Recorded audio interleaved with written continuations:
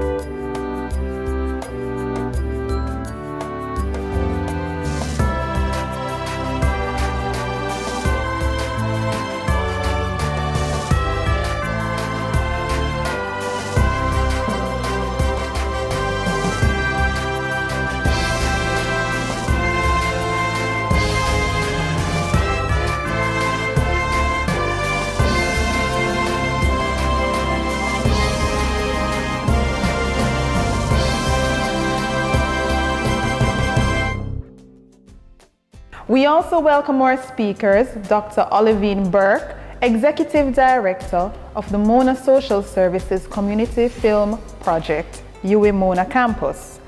Keynote speaker, Ms. Gabrielle Blackwood, filmmaker and former president of Jamaica Film and Television Association, JAFTA.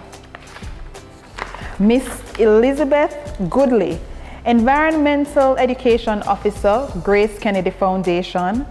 Of course, you, the graduates of Cohort 13, are the reason we are here today. A special welcome to you all, your family, your friends, and other guests joining us. I would like to invite Dr. Olivine Burke, Executive Director of the Mona Social Services Community Film Project, UWI Mona Campus, to deliver the welcome remarks.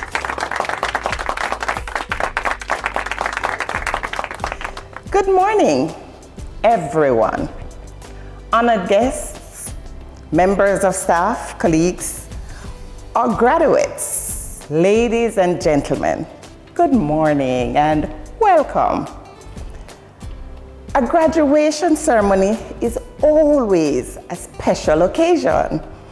The culmination of months, sometimes years of hard work, the actualization of goals attained, and the acknowledgement of successes achieved. And so, it is my very great pleasure to welcome you all to the graduation ceremony, Cohort 13, of the Mona Social Services and Community Film Program. I extend warmest congratulations to all those receiving certificates today and acknowledgement for the support that has helped you along the way. To all families and friends watching this ceremony, or thinking of graduates as they celebrate this moment, we thank you for sharing in their experience. Cohort 13, we are here today to participate and praise and be a part of this wonder of your achievement. Today, as we celebrate you graduates who hail from 5 different communities, there can be no doubt about Mona Social Services Community Film Program's commitment to a community empowerment through education and skills training. You have shown not only us, but yourselves and your families that you challenge boundaries, break out of them, and redefine them. That you are individuals who are committed to each other, to social change, and to the planet. Today is a moment to reflect on how you have spent your time here as the world has changed around us in this global pandemic. Henry Ford wisely said, "Coming together is a beginning.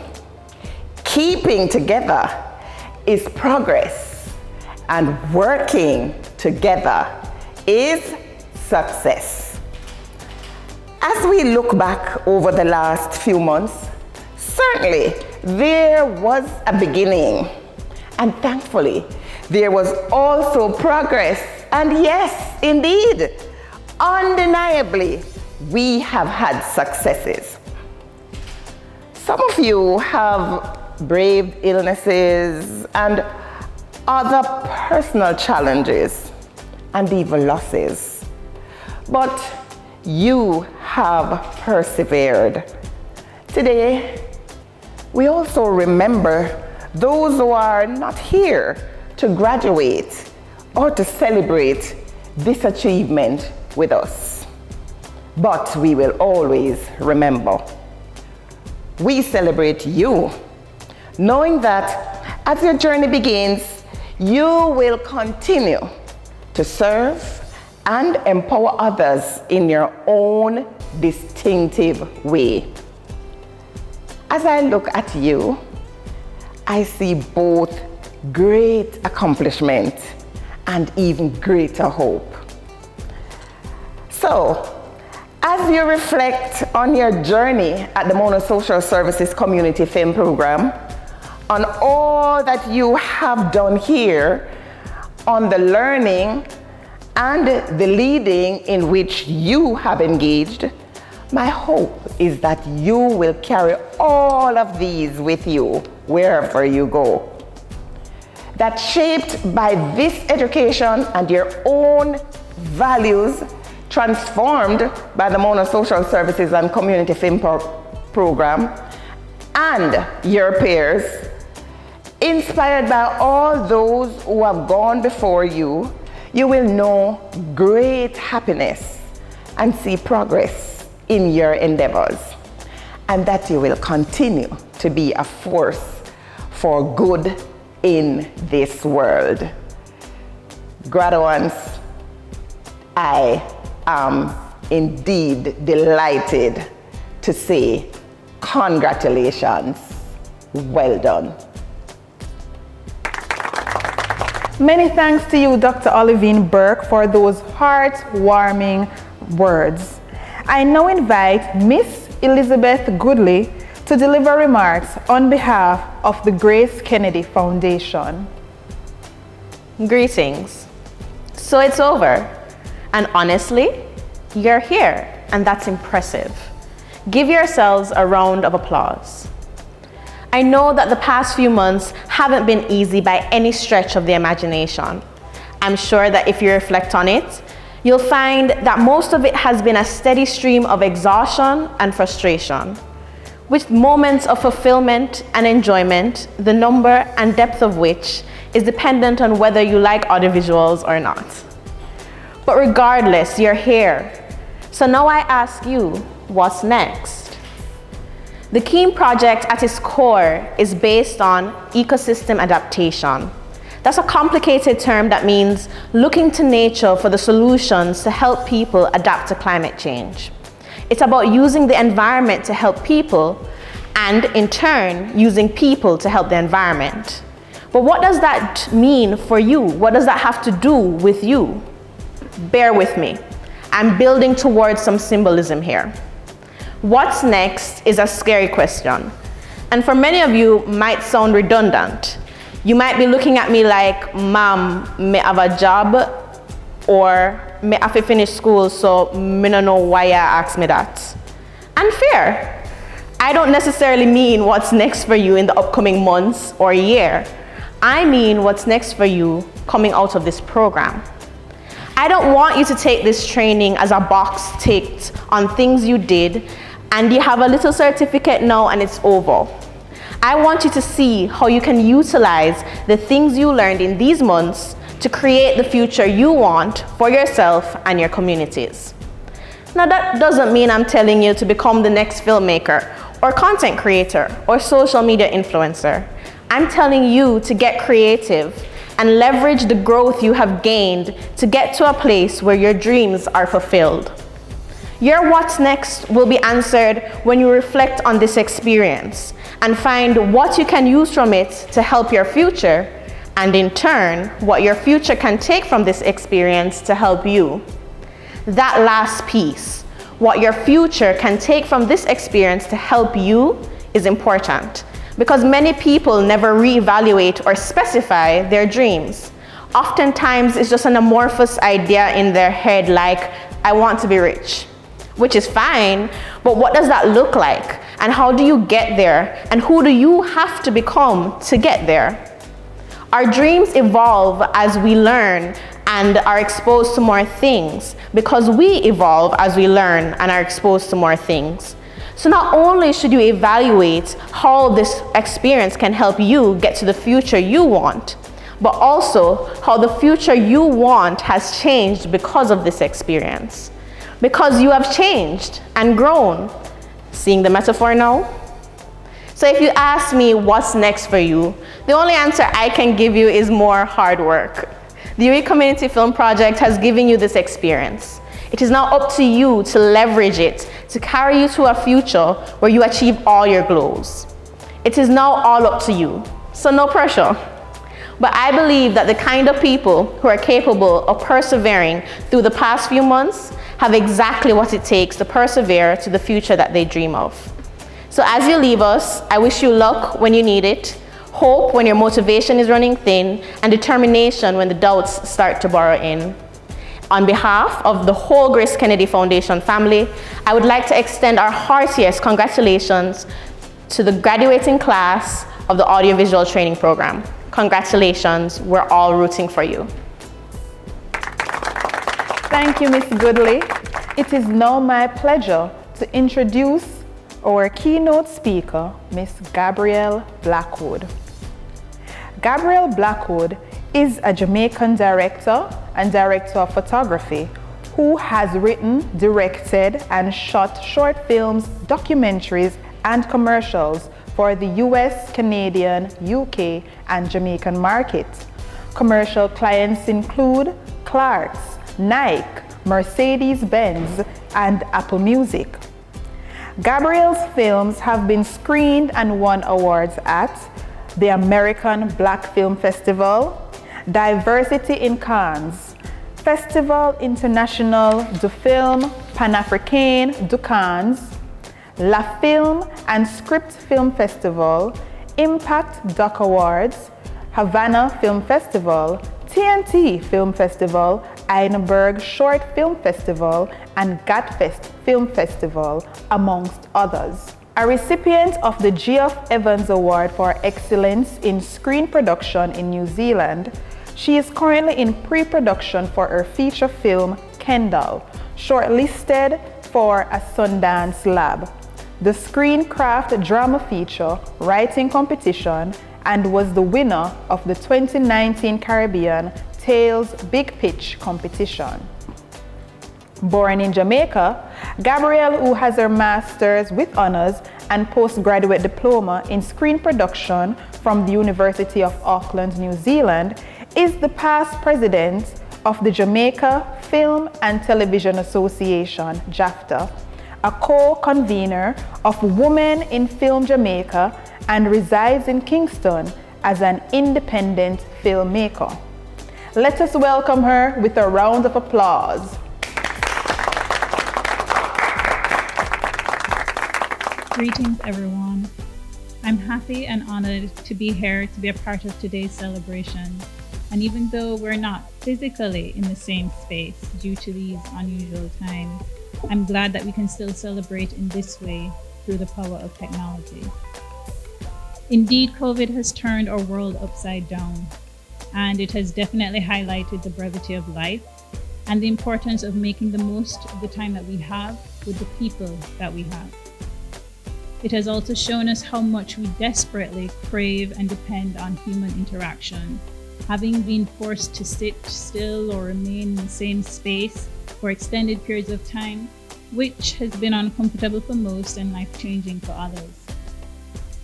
Now, with the closure of certain public events, spaces, screenings, festivals, and theaters, more and more of us depend on the internet, streaming platforms and services for entertainment, Zoom and Google Chat for meetings, FaceTime, WhatsApp, you name it, for human interaction.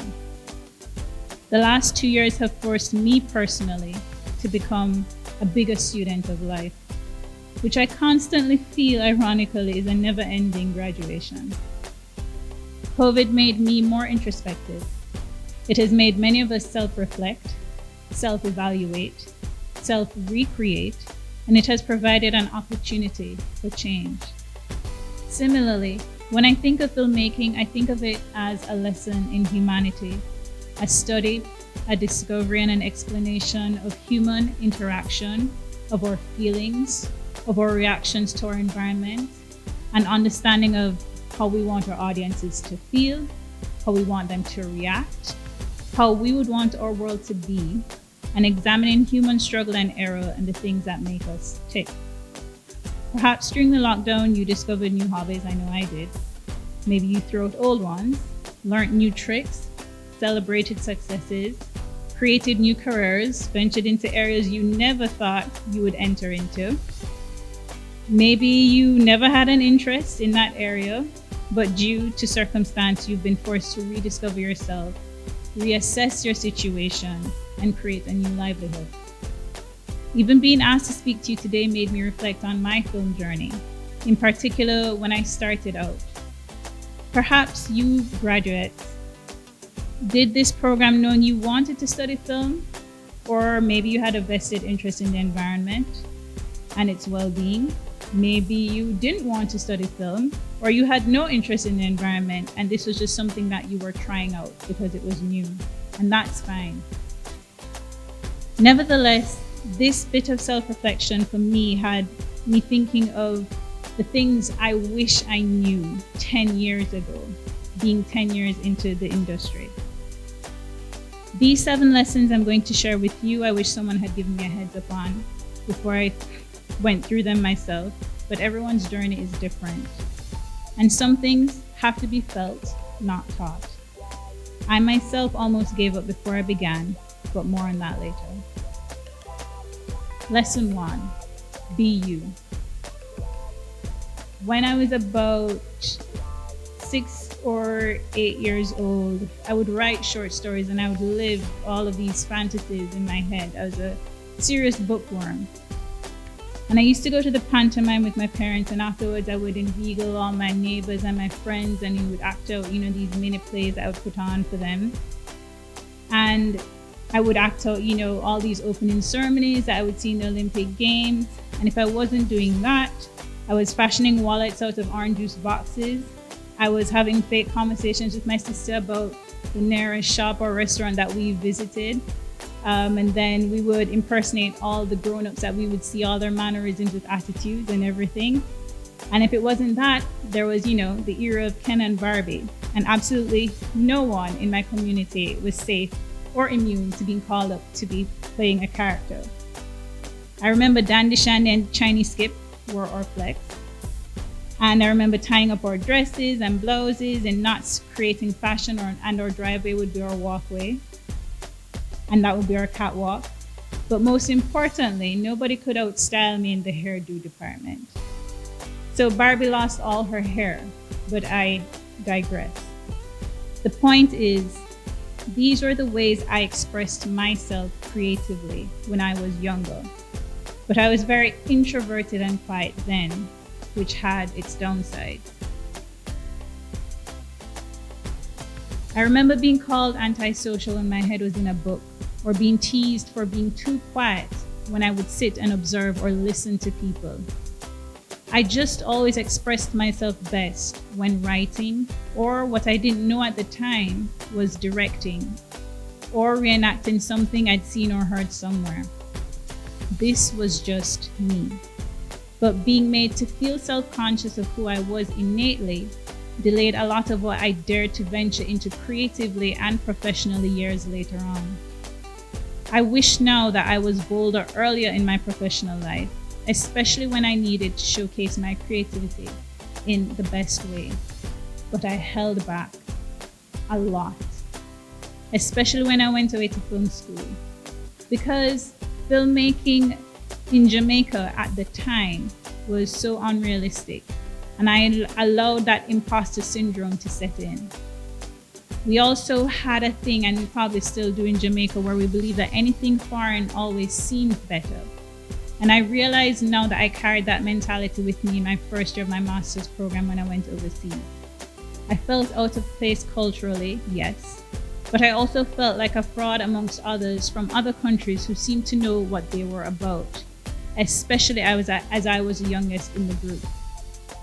It was also made very clear to me that being from a small island, my level of intelligence would always be in question, no matter how well I did before coming there. Academic and cultural discrimination was real for me, and so I held back. Fortunately, after 1 year of going through this, I returned to my second year with a different mindset, graduating at the top of my master's program with my thesis film made in Jamaica, with limited resources, yes, but with an all-Jamaican crew. We had won the top award. This is all to say, don't hold back. Be you, be bold. Be proud of where you're from, whether it's a country or a community. Be confident that all your life experience up to this point is meant to teach you something and meant for greatness, even if it may not look like that initially. And if you have an idea that seems ridiculous to others, but makes sense to you, explore it for yourself. See if there's something of value in it. Remember, there is no one who imagines like you, who will create like you, who will write like you, who will edit or shoot like you. There's nobody who has lived life like you. You have your own strengths, style, and experience that makes you and your work unique. Also, a tiny secret I've come to realize in making a name for yourself, if you plan to at home, is to first, yes, do it at home, because it has the greatest impact internationally. When you're in a smaller pond, people get to focus on you and find you more easily than if you were in the ocean. It's easier to become good at your craft here and then take it overseas. It doesn't mean that you're aiming small, it means that you're being strategic.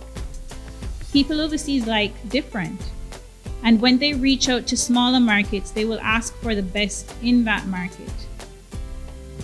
So put your name forward, be the best no matter what, wherever you are. Lesson number 2, do it afraid. When I realized I wanted to be a filmmaker, we didn't have film programs or schools in Jamaica at the time, and our industry was almost non-existent. And this was an exceptionally scary time for me. I had no money to go to film school, and honestly, I spoke of this idea as an airy-fairy concept, not truly believing that it would become a reality. Fortunately, I looked into applying for a really competitive scholarship to go to a country, New Zealand, I had admired because of the movies they created there. I got a scholarship, or I got the scholarship. I got accepted into an extremely competitive program with just 9 of us. And then suddenly, all the airy-fairy dreams I had became a reality, and I was stuck in the what now? What had I gotten myself into? How could I make a living in Jamaica after studying this? But the important thing is, I did it afraid, thinking it was impossible. When I came back from school and I got a few directing jobs, not many, and I was literally living from paycheck to paycheck, I started part-time lecturing, but that wasn't personally fulfilling, nor did it pay well. And I wasn't getting the on-set experience I craved. I was playing it safe. I remember church family and friends would ask me how work was going. They meant to ask how my part-time lecturing job was going, not how my filmmaking was going, because to them it wasn't a real thing, not for a Jamaican at least. You see, in Jamaica, we're afraid of taking risks. We're afraid of being ambitious. We're afraid of failure, but by not taking those risks, we're actually setting up ourselves for failure. For anyone who has been successful, it has taken multiple failures. So I took the risk, and after 2 years of part-time lecturing and filmmaking on the side, I decided to branch out as a 100% independent filmmaker. It was rough, but I did it afraid, and it was the best decision I could have ever made, with no regrets. Around that time, I was rearranging my life. I realized that the commercial agencies here valued hiring directors of photography over directors. To them, anybody in-house could direct. They didn't have to pay them. However, they would need to pay someone who could light and shoot. I had always dreamed of learning the technical side of filmmaking, but never really ventured into it. At film school, I had studied directing and screenwriting and was intimidated by the guys who already had the experience in camera work and lighting. So I stuck to my comfort zone. Coming back here, I once again stayed in my lane because there were no female DPs. I had literally no physical example of someone who looked like me in the area. But desperate times call for desperate measures. So I invested in my first camera, which was a DSLR, and I got to learning on my own through online platforms, forum chats, and videos. I did my own personal self-taught film school and started experimenting with shaping natural light, as I didn't have the money to rent or buy lights. It was in producing a small music video for a foreign director that I got my break. The DP I had brought onto the project quit the job last minute, and I was desperate. I could count on maybe 3 fingers, however many DPs, including the one that left the job, that I could hire.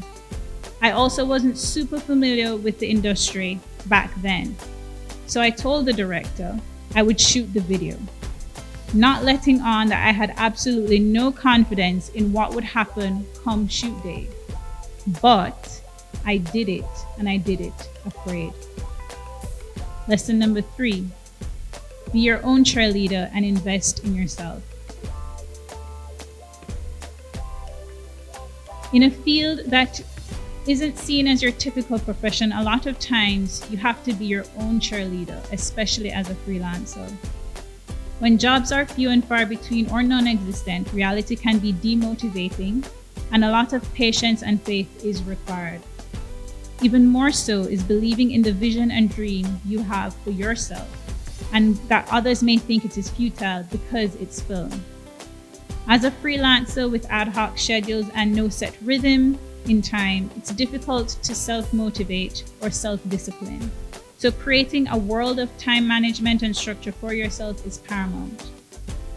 I found and learned that in the slow and quiet periods when I had to self-motivate and create my own personal shoots for camera and lighting experimentation, that when I posted these videos or photos on social media, these were ironically the shoots that got me work. So use your downtimes to reinvent yourself, to understand your craft better, to give yourself permission to become the best. Imagine not reaching your highest potential knowing you had the time to do so.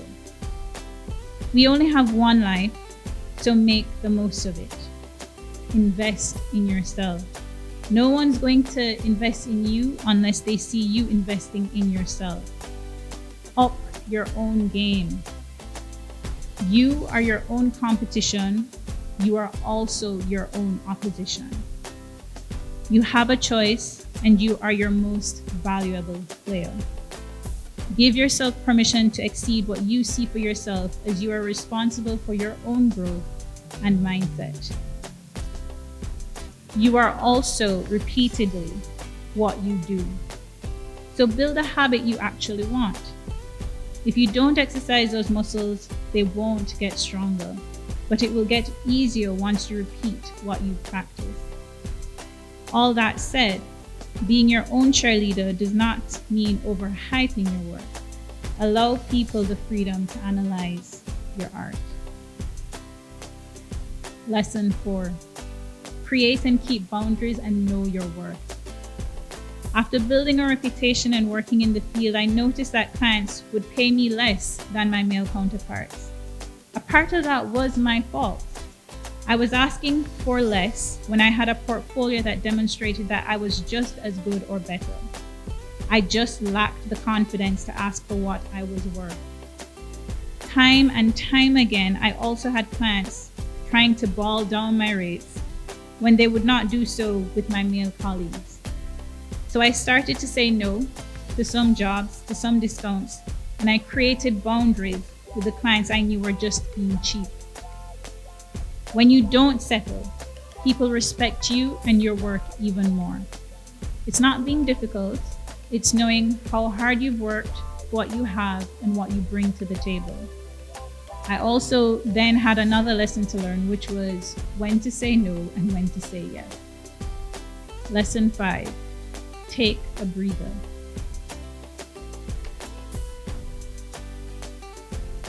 So when I had reached a stage where work picked up and things were starting to become hectic, I got burnt out easily. I was saying yes to jobs I had no interest in because I was so afraid to lose everything I had worked so hard for that hadn't come easily. And I was afraid that success would disappear. I was afraid of having to start from scratch again. So I learned a couple things here. One was getting lost in the monotony of work dilutes creativity. That was a hard lesson. I had started to lose my love for filmmaking, and work soon became stressful and a chore. 2, I had learned over the years that being busy and saying I was busy sounded great to clients, and ironically, it got me more work. But more work led to more burnout. So I started to value setting boundaries and saying no to projects I wasn't really interested in. I also learned the value of using the downtime to better my craft and the importance of setting aside time to just relax. I started saying yes to the jobs I was more interested in, which brought out better results creatively. I also learned that if you have to, don't be afraid to start over. You may actually prefer the new result. Lesson 6, be kind. Inasmuch as being focused, driven, and creative is good in our field of work, what's even more valuable is being kind and working with integrity. They say you're as good as your last. And this is supremely important in any film industry, especially a small one like Jamaica's, where everybody knows everybody. Most people hear this statement and think it means that you're only as good as the quality of your last project. And yes, that is true. But for me, the quality of my last project is also based on how I handled the job, how I worked with the crew, how I treated the crew. It doesn't take a lot to be kind. And when hiring for projects, a lot of the time I balance the scales between talent and personality. It doesn't make sense for me to hire someone who is skillful at what they do, but is also miserable on set and mistreats other crew members. A lot of that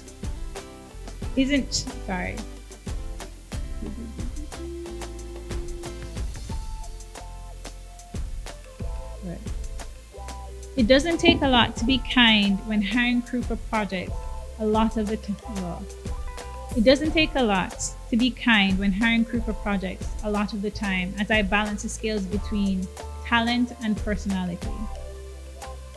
It doesn't make sense for me to hire someone who's skillful at what they do, but is miserable on set and mistreats other crew members. And a lot of that isn't just kindness, but also working with integrity. Integrity is one of the greatest superpowers in this industry. I've worked consistently with people who may or may not be the absolute best at what they do, or they may not be yet, but they will be. But seeing their hard work and respect for the craft and crew, as well as their honesty, makes me more inclined to work with them. There have also been other occasions where I've turned down work because I have either had first-hand knowledge or experience of how badly an agency has treated a crew member, or I have refused to hire a crew member because their reputation and attitude on set reeks. News travels fast in this arena. This is not to say that no one is redeemable though, because saying you're as good as your last also indicates that you may have another opportunity to do better or be better on the next project. In saying this, don't underestimate the value of an apology and what it means to someone. It goes a long way. Last but not least, lesson number 7, giving back. When I felt out of my depth starting film school, I had a mentor who didn't even know that he was my mentor, who encouraged me to pursue my dreams while I assisted him on set. His name was Stafford. Remember when I said much earlier, I almost gave up before I began?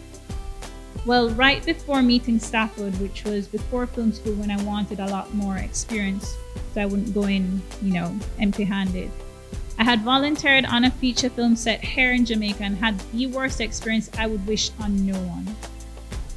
I had worked across various departments for a day as a PA, and it wasn't in doing the work itself that was the bad experience. It was starving the whole day and being offered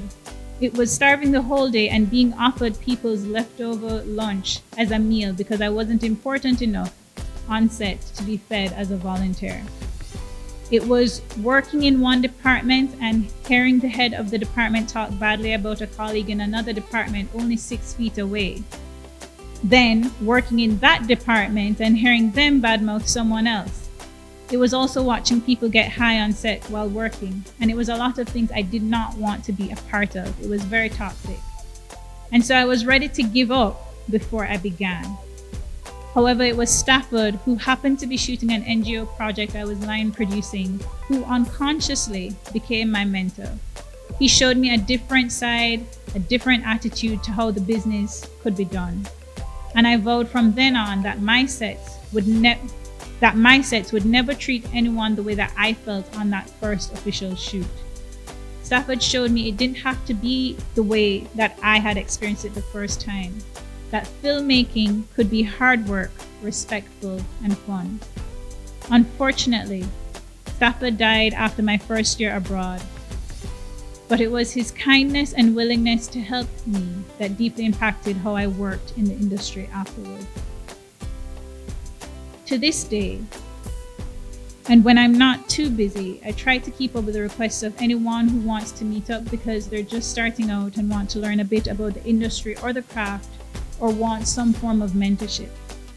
I knew how much that little knowledge meant to me 13 years ago. Giving back also isn't necessarily singular and doesn't necessarily mean some form of mentorship. I've found that in our field, especially in documentary work, which I enjoy because I learn about people, new places, and new ideas, that our work presents an opportunity to change lives, to give back. Whether it's people directly connected to the project or an audience watching it and learning from it. The fact that we get to educate and possibly change even one person's life is one of the main reasons I love filmmaking. It's how a lot of us relate and connect to each other, especially today during this COVID period. The environmentally based projects that you have all been working on will affect change, even in one person's life. I will admit that back in the day, I had never really paid attention to the importance of environmental health and improving and preserving our ecosystem. I very much took it for granted. But it took a short documentary I decided to do in 2012 on a fishing village adjoining Kingston Harbor that led me down a rabbit hole about the environmentally unsound decisions that neighboring industrial businesses made and their serious effects on the livelihoods of this village that I had discovered. I would not have learned any of this or been educated on any of these issues otherwise. It was through this experience. Likewise, people who watched the documentary would have only learned it through seeing the documentary. So what you do, what you have already done, will have an impact on someone, and that's the beauty of our work. Finally, as you embark on this new journey with new skills, and perhaps a greater appreciation for the environment, you may feel overwhelmed with what now? And the future may seem scary. Maybe you want to pursue film and don't have the necessary resources to do so. Maybe you have an idea, but you don't feel bold enough to execute it. Maybe all the maybes just seem too daunting. I say to you, do it afraid. Reach out to people who have done what you want to do. Be persistent in the face of setbacks and just be you. Use this time to reinvent yourself, invest in yourself, and do not settle. Embrace each failure as much as you do each success. Be a continuous student of life, and don't apologize for being the best, but apologize when you're at your worst. Trust your gut, and remember to be kind and give back. To anyone here who has supported a graduate in any way, thank you. To the graduates, congratulations, and I can't wait to see what you have in store for us. Thank you, Ms. Blackwood. I am confident that your words will resonate, particularly with the talented, creative group of filmmakers among us who want to have a voice in telling their own stories as a means of effective policy change in their lives and careers. So here's the reason you are here, to see the students' productions. The first production, a documentary, Recycling, shows us Jamaica's plastic bottle issue and the need for proper recycling best practices.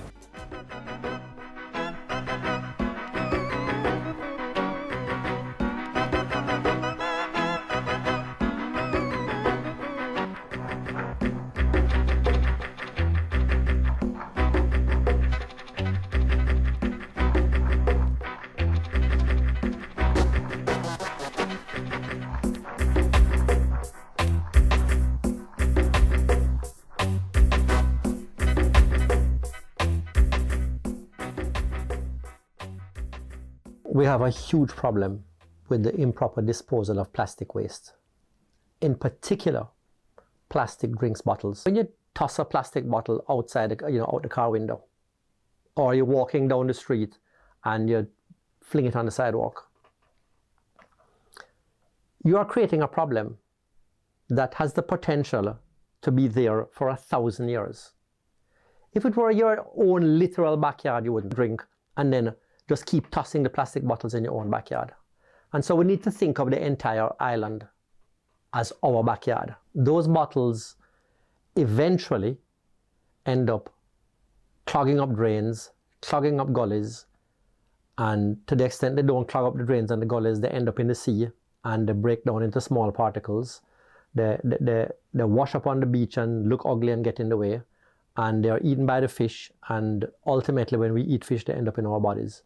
So this inability to properly collect and dispose of plastic bottles creates an environmental problem, creates a flooding problem, and creates a nutritional problem. We can do something about this problem. Recycling Partners of Jamaica has been set up to take responsibility for collecting and recycling. The PET bottles, which have a code on the bottom of 1, and HDPE bottles, which have a code of 2, if we can keep those out of the waste stream, we solve more than 90% of the problem. Of the roughly 800 million PET and HDPE bottles that are manufactured and sold in Jamaica each year, currently we are collecting something between 6 and 10%, which, as you can tell, that is way inadequate. We have an ambition to collect up to like 80% over the next couple of years. It's time for the country to make a change, that we have tolerated this problem for too long. At present, the plastic bottles are compacted and into bales, and the bales are exported because we don't have a facility in Jamaica yet to directly recycle the plastic bottles. But a lot of those technologies are now being developed to turn the recycled plastic into new bottles, into roof tiles, into road surfacing. How can Jamaicans be a part of this process? First thing is separate your plastic bottles and get them to a container, get them to a collection bin. We are rolling out in literally hundreds of locations across the island. We want people to have many opportunities to keep the bottles out of the waste stream and to make them recyclable, to stimulate the motivation. And so we are setting up redemption centers and depots where people who collect plastic in bulk can take it and get 50 Jamaican dollars per kilo put onto a payment card that they can use and then go and spend.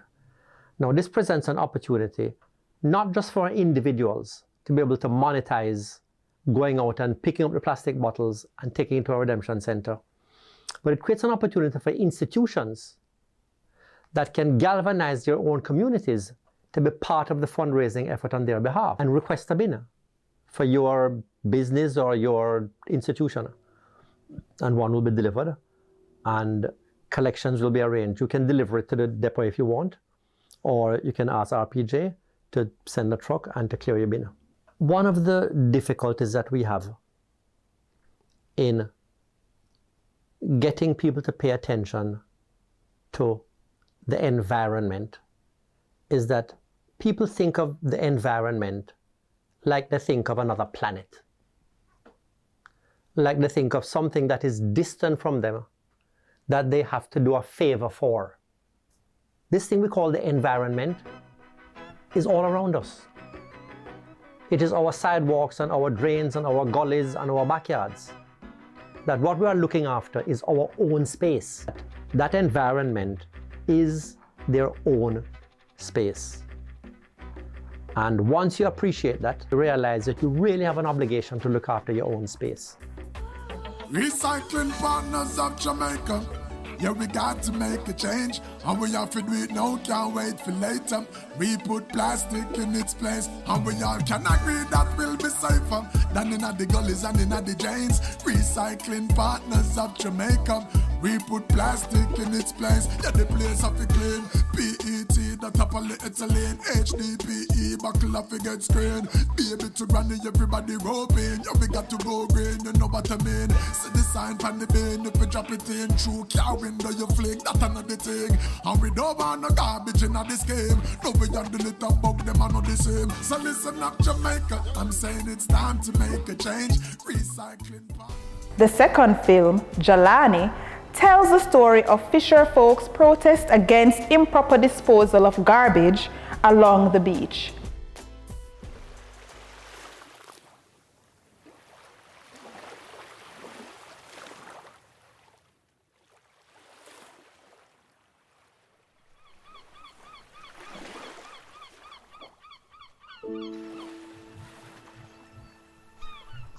Every day I sit by the beach waiting for you to come home.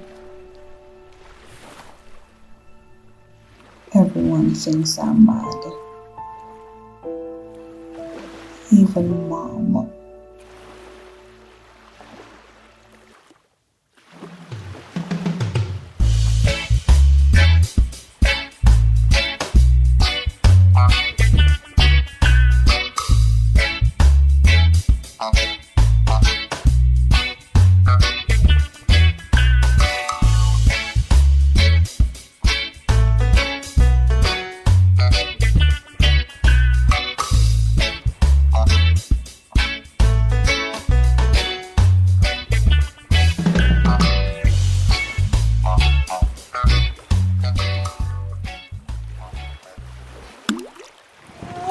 I do? What you see me I do? I change up my dead battery them. Stop throw garbage in the sea, man. Or what? Or we not gonna have nothing left to eat. Stop that nonsense, man. Go over there to the quarters and mind your own business. See me make for woman. Who no can run me from bout here? Me have Jelani legacy to keep living, and my family have to keep eating. Please, give them to me. Stubborn like your dead brother.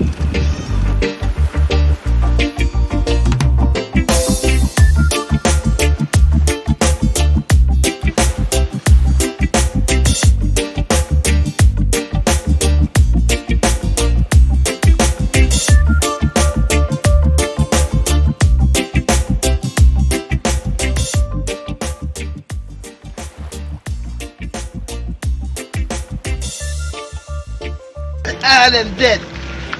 That's one alive. And that's here rubbish in the net bedroom. That is what fire. Eh? I don't look here, watch it. Watch it. All them dead. Rubbish. That's one alive here. One alive. Eh? This guy look here.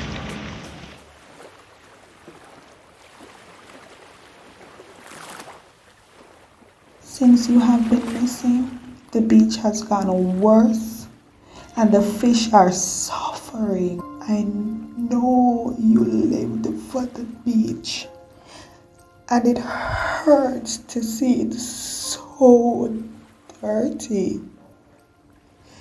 That's why me, Coral, your twin sister, is committed to your dream to protect our livelihood so that the community can thrive.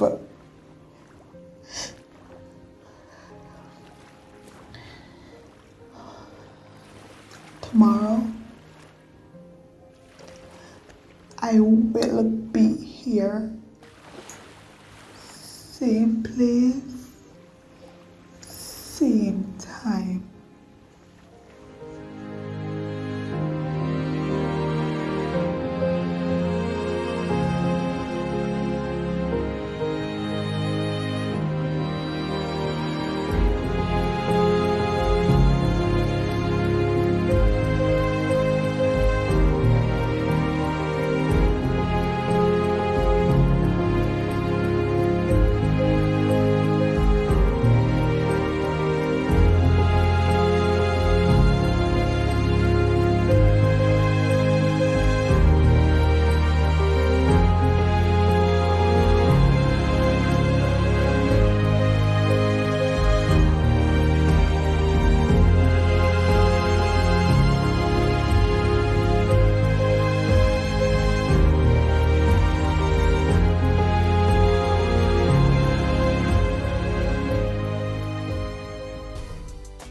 In the film Insta Activist, a young Instagram influencer for the advocated protection of mangroves in the Kingston Harbor.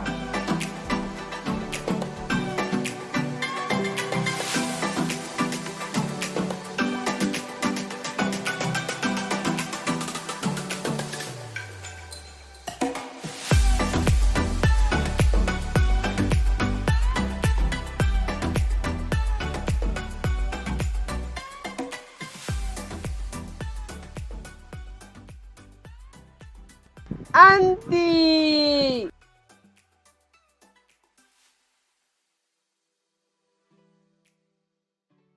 Oh, my sweet Erica. How are you, honey? You know, long I've been waiting. I'm finally here.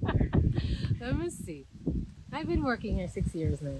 So I think it's safe to say you were about 10. Look how you grew up big. Anyway, enough chattings. We have lots to see and do. So let me show you around. Wait, Auntie. Let's take a selfie first. Okay.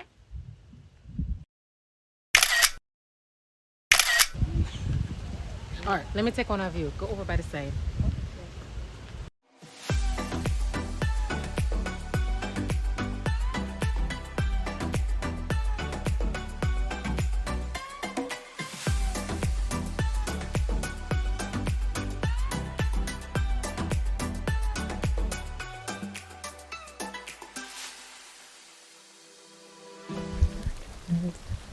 We'll get to see all the turtles first, and then we'll go over to the mangroves. Here we have our turtles. Look at my new friend, guys. Isn't they cute?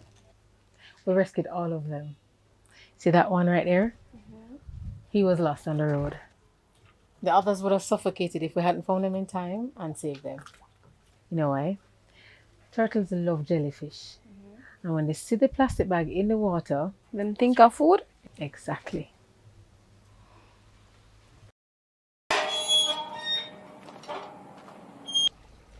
These are our mangrove babies.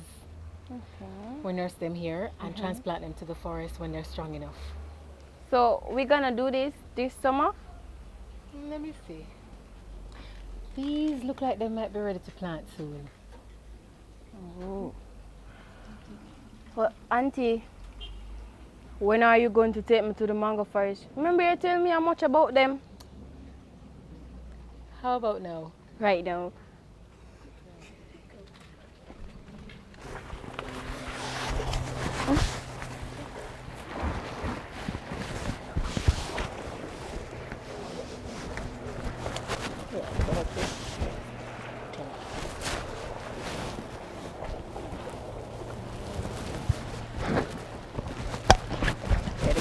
Yes.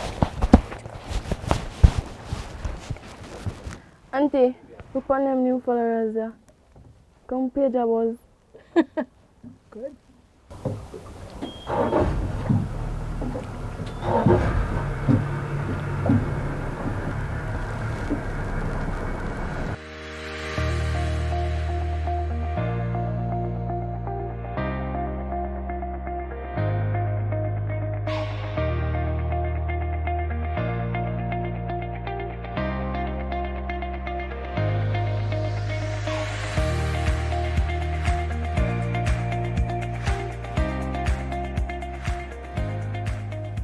Yes, people, you know, give thanks to them beautiful mangroves there. But keep us safe from hurricane and providing us. See, a safe place to them little fishes there. Look at them. Mangroves are very important. Yes, keep the island clean, people. Wildlife matters.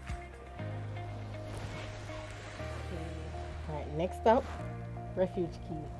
Home to so many different species of birds and sea life. Get ready?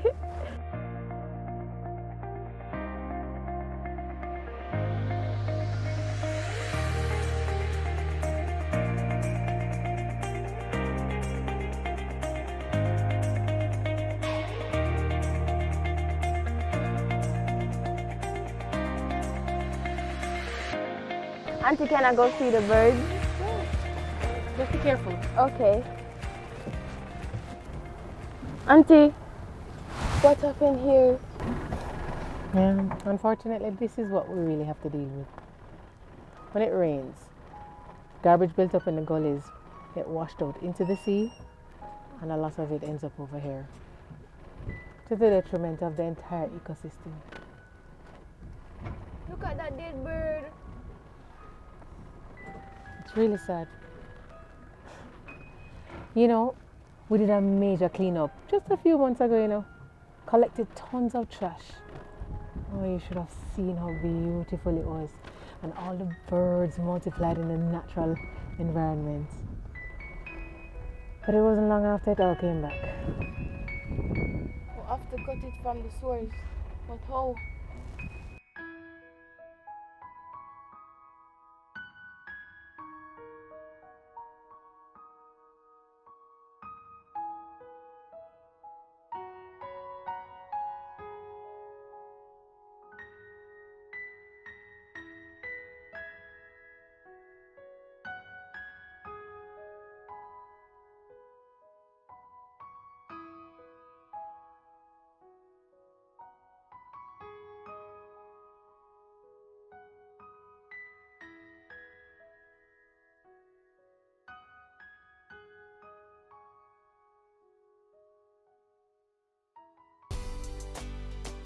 And the final production, Mangrove Warden, tells the story of a homeless man who is befriended by a woman who changes his life.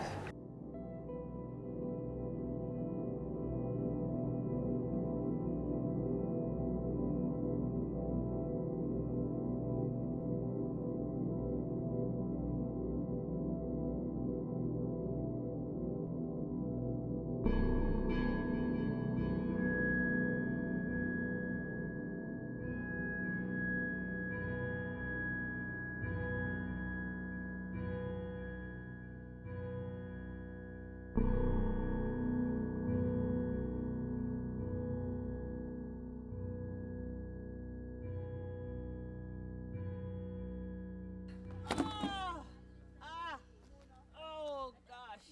Oh man. Oi. Oh. Whoa. Oh. Oh man. Oh.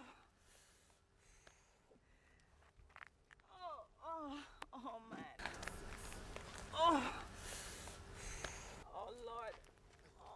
Oh man. Oh. Whoa. Hey, you alright? You alright? No, I'm not hurt you. Not here to hurt you. My name Romian. I come from the list. I hear the noise. I'm come see. You alright?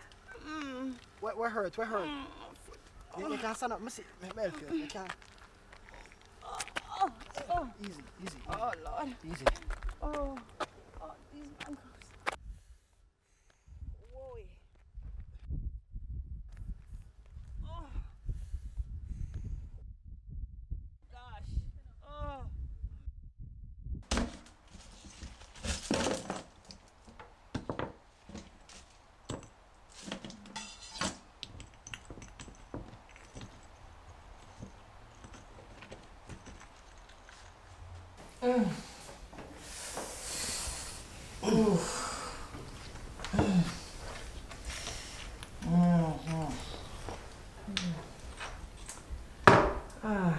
All right, miss. No, don't stay. Don't go. Stay. You want some food? You want some tea? No. Yes, man. Get something to eat.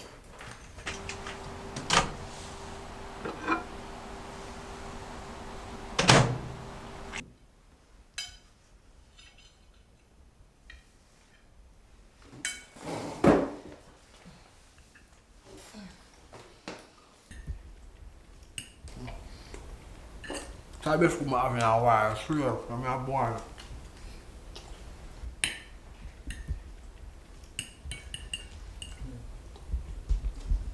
Don't jump.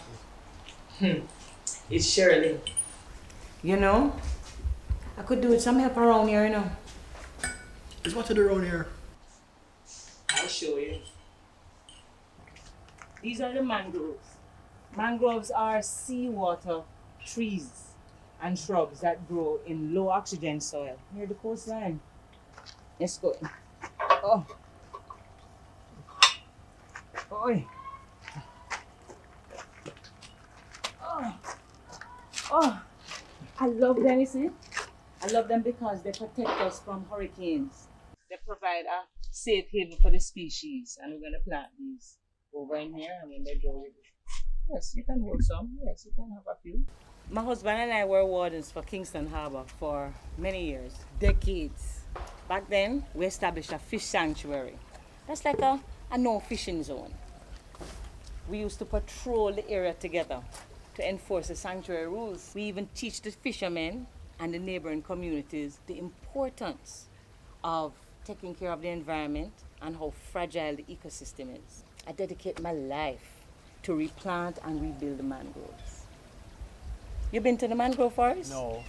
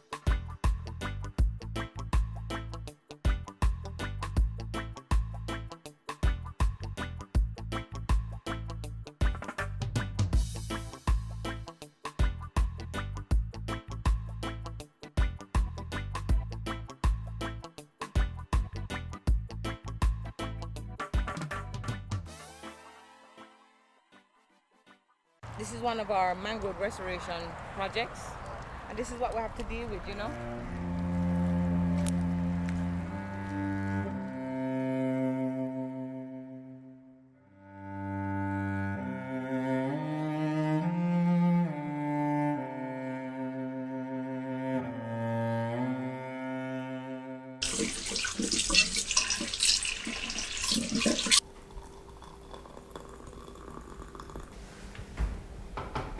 These have been the best couple of days of my life, I swear.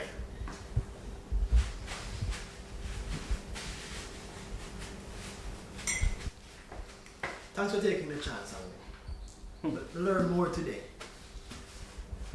More on this anything. You know, with hard work and dedication, you can do just about anything in life.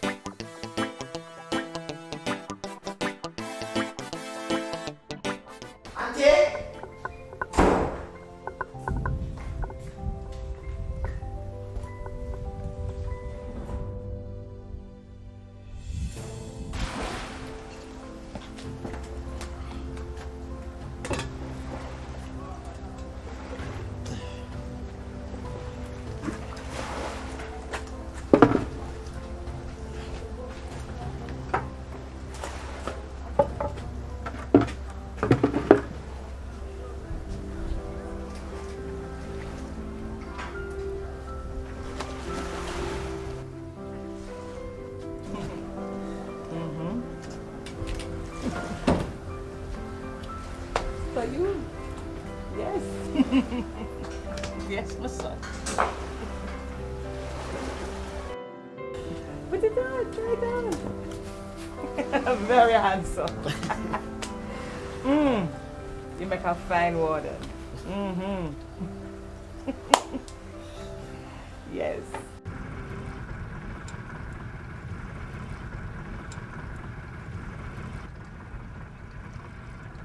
Hey you!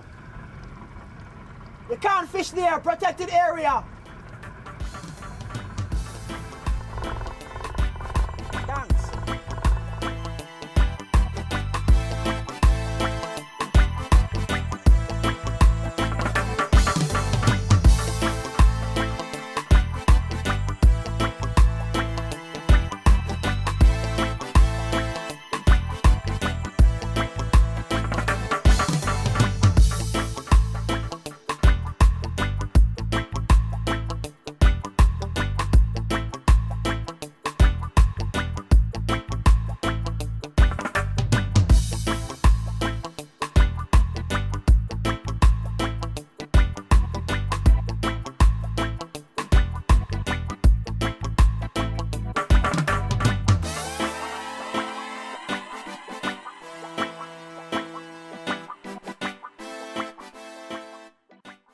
A round of applause for the films and our young filmmakers.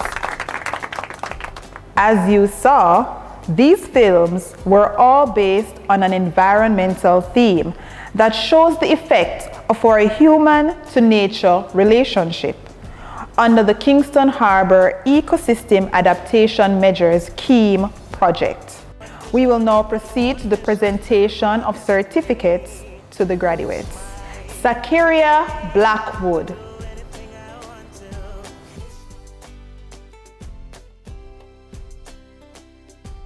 Shakira Campbell.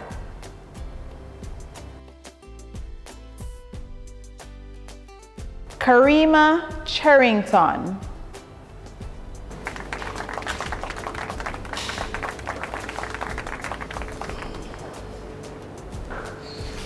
Ariana Daly.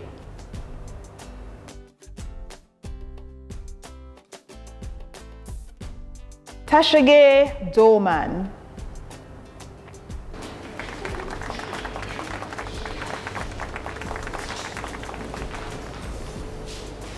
Tajay Martin.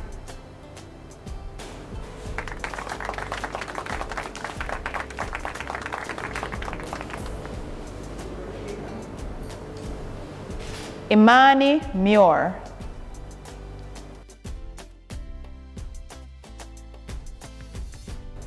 Eric Robinson.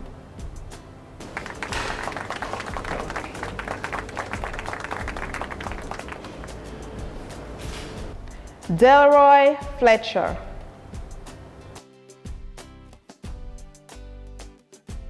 Pierce Green.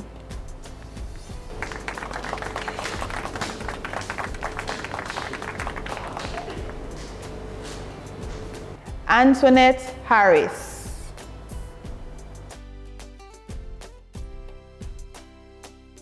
LeSean Hibbert. Kimani Lamont.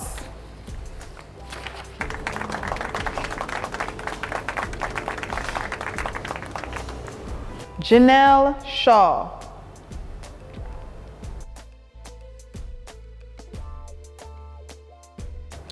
Javon Stewart.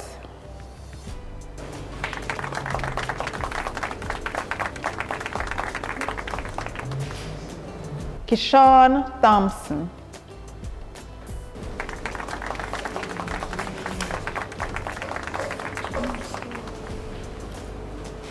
Janelle Vaughn.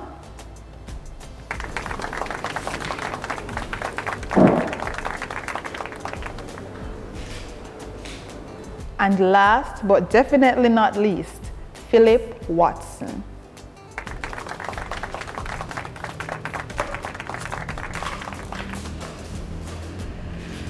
Ladies and gentlemen, I present to you the graduating class of 2021 from the Mona Social Services Community Film Project, UWI Mona Campus.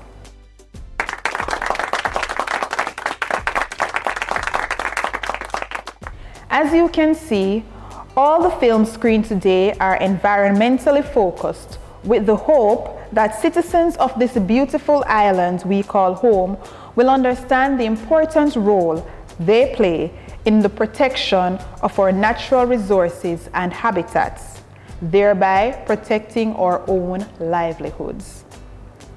Now please welcome Mr. Kimani Lamont, class representative, to say a few words on behalf of his fellow graduates. All protocol observed, good morning. We are gathered today to celebrate our success. We did it. It was a pleasure being a part of this class. There was many high and lows, however, we managed to overcome it all and come out victorious. The question a lot of us is asking is what's next? Especially in these grime times with COVID-19, people have died and some are severely ill. Our health sector and economy is struggling and we are oftentimes stuck at home for days. I know you must be overwhelmed with the negative thoughts. I came across a quote recently that said, "Never fear, believe or dwell on the negative thoughts. Acknowledge them, detach, let go. You become what you think. You are here to shine, to excel, and be amazing." In analyzing these words, I had the thought that if I were to only reflect on the negative of this pandemic, then my thought and action would become negative also. However, if I try to focus on the positive and the possibilities, then I will remain in a positive spirit, which will propel me to excel. I then started to ponder what positive could be drawn from this pandemic. I grabbed a pen and paper and wrote down the word COVID, and from each letter I thought of a positive experience or possibility. Here's what I came up with. For C, confidence. Here I'm talking about the feeling of self-reassurance arising from the affection of one's own abilities and qualities. I'm not referring to the confidence Sha'Carri Richardson displayed when she lost the 100-meter race, but rather the knowing that you can persevere among all the negatives thrown at you.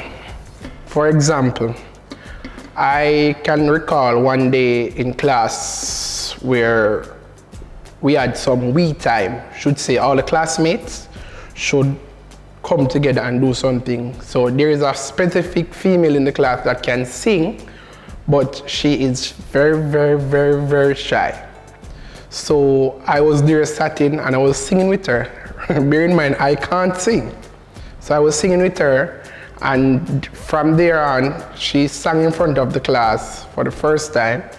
And that was the first time she was singing in front of a crowd. And from that, every day she wants to sing in front of the class. And that's the confidence I'm talking about. The second word in COVID, optimistic.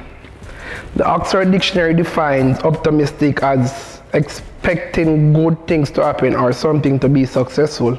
Showing this, many persons have become entrepreneurs, starting their own online business or taking their business online. And if we look around us to see what new jobs were created, the best example would be food delivery, service like 7 Crave, cause we all need to eat, especially me. From our point of view, we also had reason and continue to have reason to be optimistic. The letter is value, V. When we take the time to examine what we value, things like family, even the ones we argue with every day, the friendship we've created and maintained, our lives, our nature, resources, and environment, etc., become more important, and we realize once again that we are each important and have great things to contribute to the lives of each person we meet. Throughout the film training, we've been taught the value of network and teamwork and conflict resolution, and while sometimes didn't work, we pressed on to create the best teams we could and therefore the best films. It's evident that things don't always work the way we plan it, but what we should always try to recognize is, was there a lesson to be learned, and how can I do better in the future? Fourth letter is I, innovative. The process of filmmaking, it is innovative, as it is always freedom to be as creative as we want. To think outside the box and to do something radical. Most of us joined this program not understanding what we would expect. For all we heard was, you will create a film.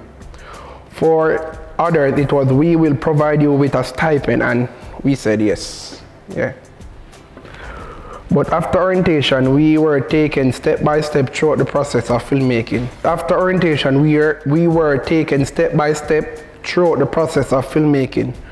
Most times, our head hurts, especially when we were asked to write a story that could be transformed into a script, or when we were asked to do a floor plan or create a shot list or create a production folder.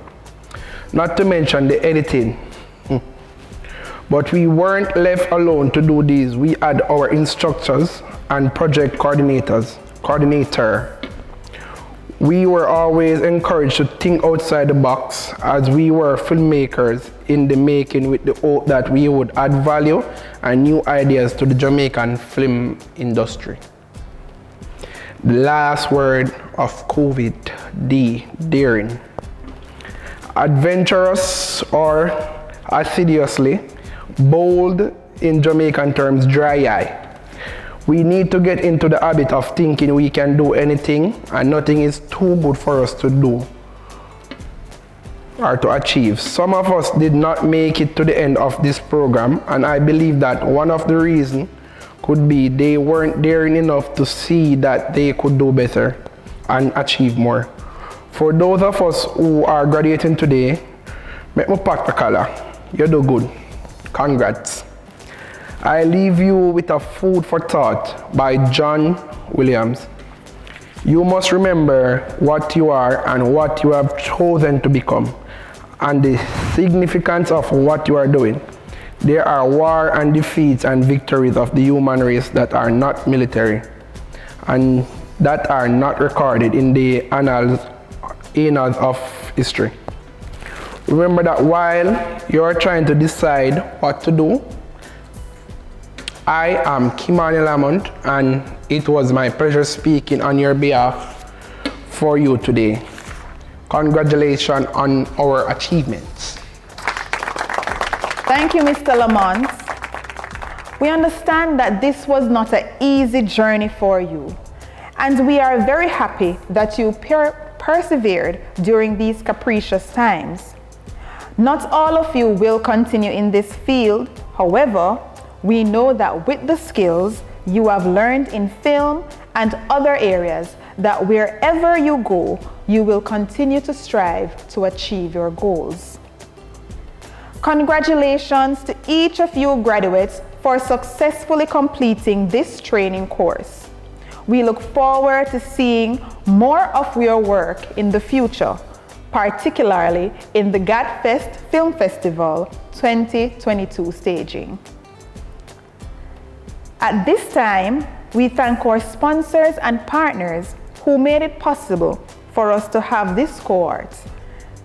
The Caribbean Biodiversity Fund, the German Federal Ministry for the Environment, Nature Conservation and Nuclear Safety, International Climate Initiative, KfW Development Bank, the Grace Kennedy Foundation, Newer Worlds Limited, Mona Geoinformatics Institute, and the Center for Marine Sciences, UWI Mona. Special thanks to the UWI Port Royal Marine Lab for facilitating the Kingston Harbor boat tours and access to the facilities during filming, as well as Recycling Partners of Jamaica for assisting with filming, the Department of Physics for providing lecture rooms, and finally, our community-based organizations. To the staff of Mona Social Services Community Film Project, who were instrumental in the organization and execution of this virtual ceremony, a big thank you. We also thank you all, our distinguished guests, our specially invited guests, family, friends, and the UWI community for joining us this morning. Thank you, and do enjoy the rest of your day.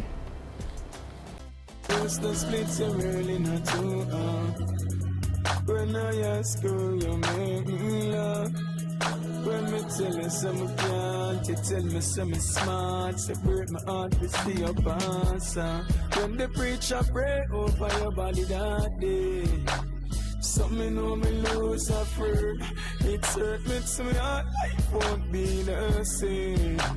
So me know me lose a friend. So me know me lose a friend, lose a friend. So me know me lose a friend, yeah, yeah. So me know me lose a friend, lose a friend. So me know me lose a friend. I got this shit.